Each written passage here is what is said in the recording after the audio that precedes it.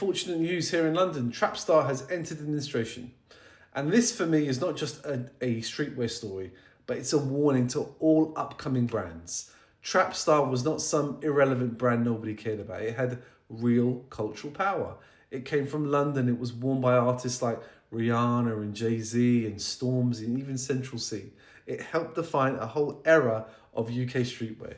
And I think that's what makes this story really important because, as I've said, time and time again, culture can create demand, but culture alone does not build a durable business. And according to reports, Trapstar's turnover peaked at just under £40 million in 2022.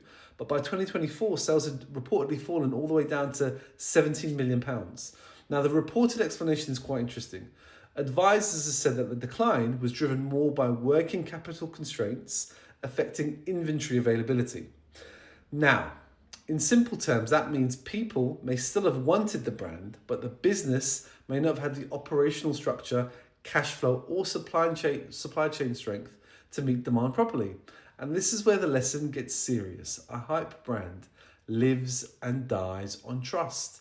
If customers are paying hundreds of pounds for your tracksuits or jackets, the product experience has to justify the cultural promise. Once people start saying the quality's not there, delivery's slow, customer service is poor, the brand starts leaking trust. And for a culturally centered brand, trust is everything. Trapstar understood culture brilliantly. No one is denying that. The music connection, the London identity, the feeling of being part of a community. But the danger with hype is that it can hide weak foundations.